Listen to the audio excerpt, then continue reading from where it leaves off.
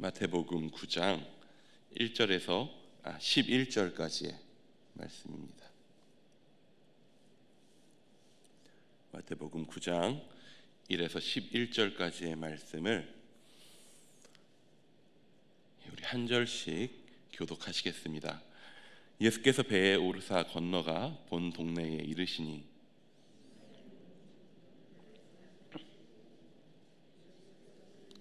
보시고 중경자에게 이르시되 작은 자야 안심하라 내 제사함을 받았느니라. 어떤 서기관들이 속으로 이르되 이 사람이 신성을 모독하도다.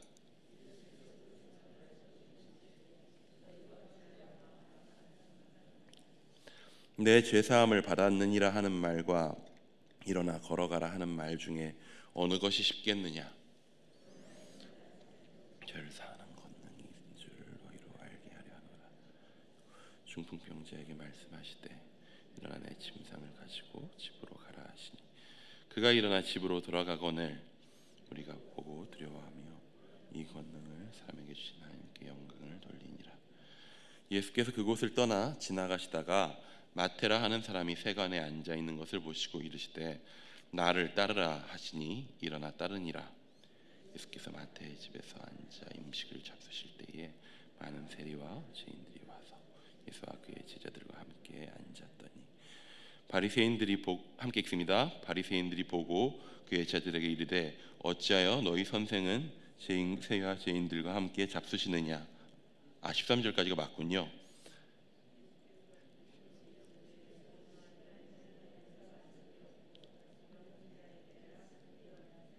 함께 읽습니다.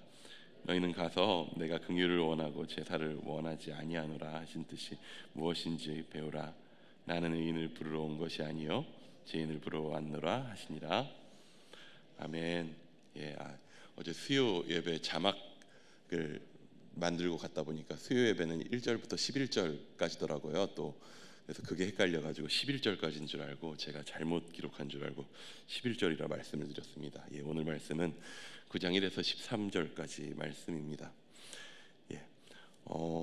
여러분 법의 목적이 무엇이라고 생각하십니다? 그러니까 법이라고 하는 것의 목적, 우리가 쉽게 생각하기를 법의 목적을 어떠한 처벌을 위한 목적을 갖고 있다라고 생각하기가 쉽습니다. 왜냐하면 법하면 뭔가 어기면 걸려들 것 같고 그것 때문에 벌을 받을 것 같은 느낌이 당장 우리한테 강하게 오기 때문이죠.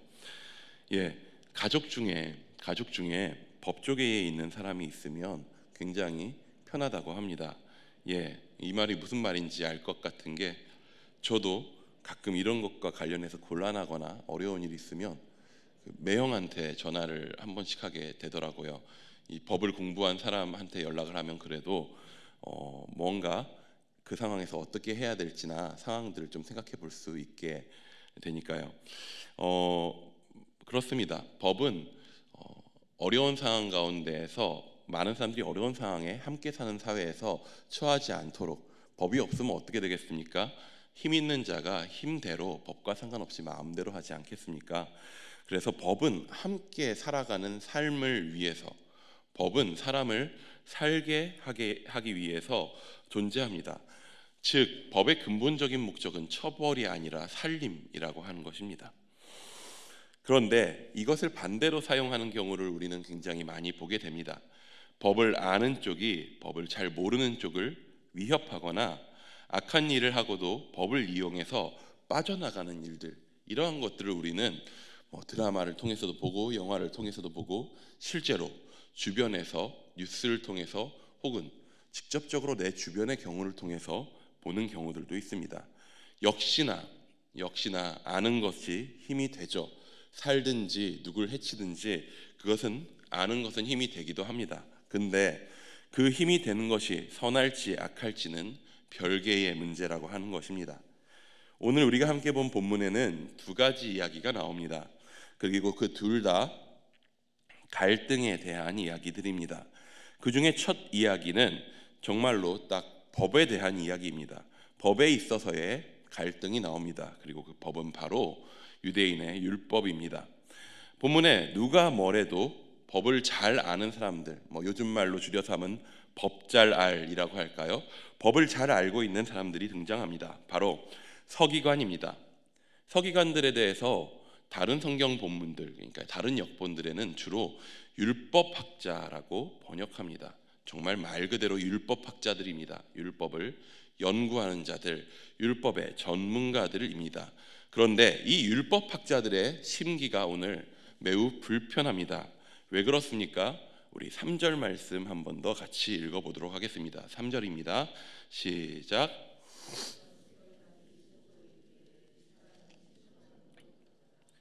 서기관들의 그 법망에 누군가가 걸려듭니다. 그들의 마음에, 그들이 알고 있는 법의 사실에 누군가 걸려듭니다. 누굽니까? 바로 예수님입니다. 지금 이들은 최근에 점점 인기가 많아지고 있는, 많은 사람들이 따르고 있는 예수라고 하는 유대인 랍비를 눈여겨보고 있었습니다. 그래서 그의 행동과 그의 언행에 문제가 되고 있는 것들은 없는지, 자기들에게 소속되어 있지 않고 자기들과 어울리지 않고 있는 이 율법학자가 무엇라고 말하고 다니는지 살피고 따라다니기도 했습니다. 병자를 고치거나 하는 그런 기적의 행동과 가르침이 대중들에게 있어서 굉장히 칭송받고 있었기 때문에 쉽게 예수님의 말씀이 어떠한 문제가 있는 것 같더라도, 마치 선을 넘을 것 같은 경계를 넘나들더라도 쉽게 시비를 걸 수는 없었지만, 오늘 이 예수님의 선포, 오늘 하시는 예수님의 선포는 그들이 생각해도, 누가 생각해도 이거는 지금 선을 넘었구나, 율법의 선을 넘었다 라고 하는 생각을 들게 했습니다. 무슨 선포를 하셨기 때문에 그렇습니까? 우리 2절 말씀도 한번 같이 읽어보겠습니다. 2절입니다. 시작. 침상에 누운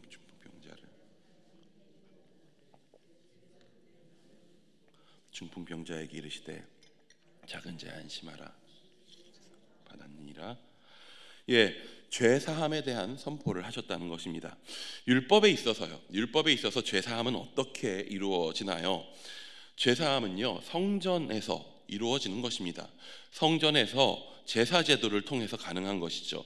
성전에 나와서 그의 합당한 제물을 바치고 그 합당한 제사 제도를 통과한 이후에 제사장에 의해서 합법적으로 죄사함이 선포되어야 그의 죄사함이 이루어지는 것입니다. 그런데 그 모든 과정들을 지나쳐버리고 지금 누가 그 선포를 하고 있습니까? 예수님이 하고 있습니다. 제사장이 해야 할 죄의 속죄를 지금 예수님이 선포하고 있는 것입니다. 생각했겠죠.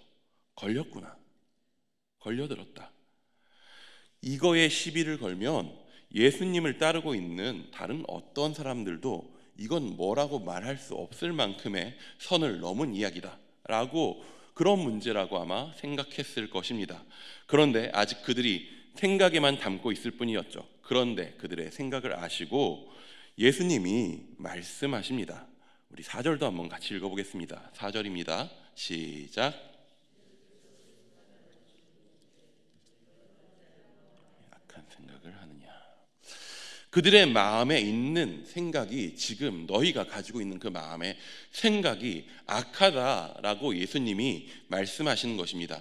예수님이 너희가 가지고 있는 그 지식이 악하다라고 말씀하시지 않으셔요.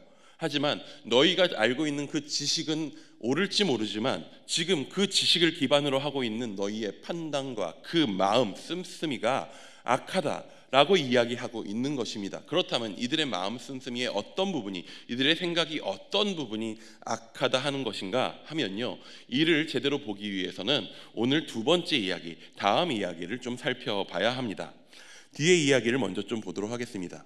예수님이 길을 가시다가 새로운 제자 한 명을 부르십니다. 그리고 그 이름은 마태라고 하는 사람입니다. 다른 본문에는 레위라고 하는 이름으로 불리죠. 그런데 이 제자를 부르는 사건이 이슈가 됩니다. 왜냐하면 그것이 이슈가 되는 이유는 그 자의 직업이 세리였기 때문이죠. 11절에 보면 세리와 죄인들이라고 하는 말이 나옵니다. 이 말은요, 그냥 세리가 있고 죄인이 있다, 세리가 그 자리에 있었고 죄인이 그 자리에 있었다라고 하는 그런 하나하나를 부르는 말이라기보다는요, 당시에 그냥 하나의 상투어처럼 쓰이는 단어예요. 세리와 죄인, 그냥 동급인 거죠. 원래는 세금을 걷는 직업인이 세리인 것이잖아요. 근데 그 직업인 세리는 그냥 죄인과 동급으로 같이 쓰이는, 뭉개져서 같이 쓰이는 하나의 단어가 되어버릴 정도로 세리라고 하는 존재는 그냥 죄인으로 여겨졌었던 사회인 거죠. 유대인들 안에서 선생의 역할을 하고 있었던, 랍비의 역할을 하고 있었던 자가 당연히 죄인들을 멀리하고 경건히 살아가야 할 것인데, 그의 자신의 직계 제자로 직접 세리를 부른 것은요, 당시 사회에 있어서는 굉장히 충격적일 수 있었던 일인 것이죠. 그런데 그것으로 끝나지 않고 무슨 일이 일어납니까? 우리 10절 말씀입니다. 10절 말씀 함께 읽습니다. 시작. 예수께서 마태의 집에서 앉아 음식을 잡수실 때에 많은 세리와 죄인들이 와서 예수와 그의 제자들과 함께 앉았더니, 이게 문제가 되는 거죠. 사실 길에서 세리 한 명을 불러서 자기 제자로 삼은 게 알려지지 않으면 별 문제가 되지 않을 수도 있었을 텐데, 그 제자 삼은 세리 마태의 집에 예수님이 초청받아 그 집에 가서 함께 식사를 했던 것입니다. 세리 마태가 아마도 자기가 제자로 부름 받은 것에 감격했는지 예수님을 모셨겠죠. 근데 그 식사의 자리에 누가 찾아왔느냐 하면, 마태가 세리이다 보니 자기가 즐겁고 기쁠 때 누구를 초청하겠습니까? 자기 동료들, 자기와 함께하는 친한 사람들을 부르지 않겠습니까? 그러면 뭐 서기관이 오겠습니까? 바리새인이 오겠습니까? 당연히 자신과 같은 부류에 있는 세리, 죄인이라고 불리는 당시에 많은 사람들이 참여했겠죠. 여러분, 이게 당시에 봤을 때 얼마나 기이한 장면인 줄 아십니까? 유대인 랍비가, 유대교의 선생이 세리의 집에 가서 그와 함께 식사를 하는데, 거기에 수많은 세리들과 수많은 죄인들이 함께 하고 있는 것입니다. 서기관들, 바리새인들이 또 생각했겠죠. 야, 이 정도 모습이면 이제 다른 사람들도 진짜 참지 않겠다. 다른 사람들도 인정하지 않겠다. 이제 바리새인이 대놓고 이야기합니다. 항의합니다. 먼저는 예수님께 직접 묻지 않죠. 제자들에게 이야기합니다. 어째서 너희 선생은 세리와 죄인들과 함께 잡수시느냐? 어떻게 같이 식사를 하실 수 있느냐? 어떻게 그 식사의 자리, 서로가 서로를 인정하고 서로가 서로를 대등한 관계로서 보고 함께하는 그 식사의 자리에 유대교 선생이 세리와 죄인들과 저렇게 어울릴 수 있느냐라고 제자들에게 묻습니다. 그러자 이 말을 들은 예수님이 대답하시죠. 우리 12절 말씀입니다. 함께 읽습니다. 시작.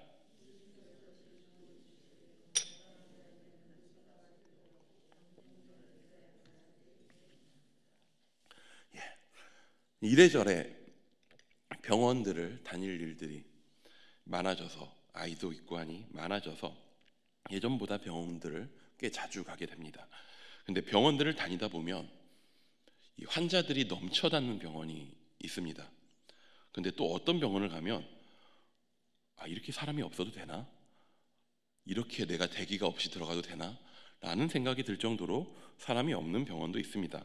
물론 보는 진료에 따라서 달라지는 것이긴 하겠지만, 그냥 단순하고 무식하게 생각했을 때 사람이 많은 병원, 사람이 없는 병원, 그 두 병원의 의사 중에서 누가 더 기분이 좋을까요? 정말 단순하고 무식하게 말해서 환자가 많은 쪽이 기분이 좋을 수 있겠죠. 쉽게 생각하면 손님이 많은 거니까요. 물론 의사 선생님들이 세상에 환자 많기를 기대하지는 않겠지만, 여러분, 환자가 세상 가운데 지금 있는 게 어쩔 수 없는 현실이라면 자신에게 주어진 그 의료 지식으로 많은 환자들을 치료할 수 있다면 기분 좋은 일이지 않겠습니까? 여러분, 무슨 말입니까? 우리 13절 한번 같이 또 보시겠습니다. 13절입니다. 시작. 너희는 가서 내가 긍휼을 원하고 제사를 원하지 아니하노라 하신 뜻이 무엇인지 배우라. 나는 의인을 부르러 온 것이 아니요 죄인을 부르러 왔노라 하시니. 유대인들이 유대와 갈릴리 지방뿐만 아니라 더 넓은, 정말 먼 디아스포라로 의사가 되어서 온 전 세계 전역의 사방에 흩어져 있는 세상이었습니다. 그런데 예루살렘이라고 하는 곳에 성전이라고 하는 병원이 딱 하나 있습니다. 그 병원도 사실 알고 보면 진짜 제대로 된 의사가 없어서 완전한 치료를 할 수가 없는 의료기관입니다. 그런 상황이에요. 그런데 세상에 진짜 의사가 왔네요. 진짜 의사가 왔습니다. 그렇다면 여러분, 병원이 중요한 것입니까? 의사가 중요한 것입니까? 병원을 아무리 잘 차려도 그 병원에 의사가 단 한 명도 없다면 그것은 병원일 수 있습니까? 그런데 이 세상 가운데 진짜 의사가 오셨다는 것입니다. 세상 모든 죄인의 죄를 사할 수 있는 권세를 가진 분이 오셨습니다. 여러분, 왜 중풍병자에게 너 일어나서 걸어라 라고 하는 치료의 선포보다 그보다 먼저 그냥 그 병을 치유하실 수 있음에도 불구하고 그 이전에 먼저 왜 죄사함의 선포를 먼저 하셨습니까? 죄사함의 선포를 하고 나서 그 뒤에 병을 고침으로써 이 병고침의 기적이 앞에 있었던 죄사함의 선포를 증명하게 되는 하나의 사건이 되게 하는 것입니다. 이를 통해서 예수님은요, 거기 있는 모든 사람들에게 자신이 의사라고 하는 것을 증명하시는 거죠. 어떤 의사입니까? 우리 6절 말씀 함께 읽습니다. 6절 말씀 함께 읽습니다. 시작. 그러나 인자가 세상에서 죄를 사하는 권능이 있는 줄을 너희로 알게 하려 하노라 하시고,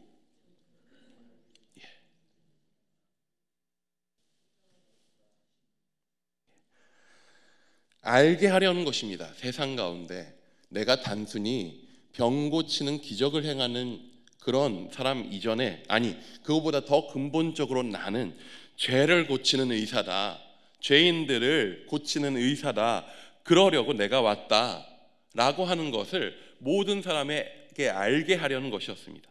진짜 의사가 왔습니다. 진짜 의사가 왔는데 의료에 관련된 지식을 어느 정도 알고 있는 이들이 그 의사를 비판합니다. 누구예요? 바로 서기관들, 율법학자들이었습니다. 그들이 알고 있는 의료 지식이 있습니다. 뭐냐 하면 단순하게 한마디로 하면 병자는 병원에 입니다.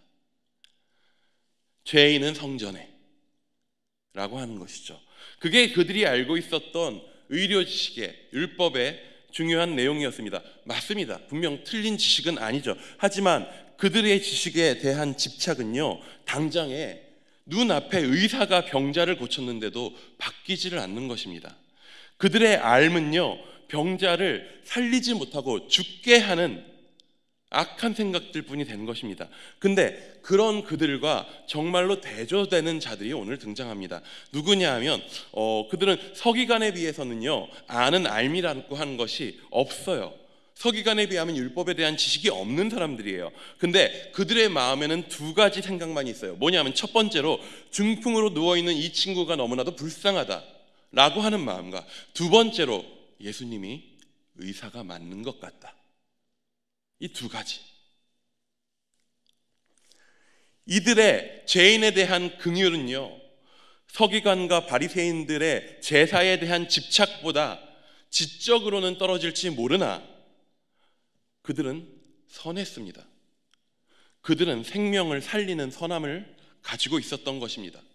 서기관들과 이 친구들 중에서 누가 더욱 율법의 목적에 합당한 자입니까? 누가 더 율법의 목적에 합당한 자인가요? 율법의 목적은 살리는 데 있습니다. 하나님께서 자기 백성을 살리려 하심에 있습니다. 성전의 목적도 살리려 하심에 있습니다. 그리고 이 땅 가운데 진짜 의사가 오셨습니다. 예수님께서 명확하게 말씀하십니다. 하나님은 긍휼을 원하시지 제사를 원하시는 것이 아니다. 우리의 앓음이 많은가 적은가는 중요할 수 있지만 가장 중요한 문제는 아닐 수 있습니다. 차후의 문제입니다. 더욱 중요한 것은 무엇이냐 하면 우리의 앓음이 주의 마음에 합한가라고 하는 것입니다. 하나님의 마음에 합한 암, 여러분, 이것이 바로 나와 너를 살릴 수 있는 믿음이라고 하는 것입니다. 예수님은 그들의 믿음을 보시고 그 중풍병자에게 죄 사함을 선포하십니다. 우리는 나 자신을 대함에 있어서, 서로를 대함에 있어서, 그리고 교회 밖에 있는 수많은 죄인들을 향하여서 우리의 알고 있는 지식으로 어떠한 마음을 가지고 바라보고 있는지 돌아보기 원합니다. 예수께로 나오면 저 불쌍한 죄인들이 고침받을 수 있으리라고 하는 긍휼과 생명을 살리고자 하는 마음입니까? 아니면 높은 자리에 앉아 내가 알고 있는 것으로 저들이 지금 이것이 잘못되었음을 고발하고 있는 율법학자들의 마음입니까? 우리가 참으로 주께서 인정하시는 믿음으로 나아갈 수 있기를 축복합니다. 기도하시겠습니다.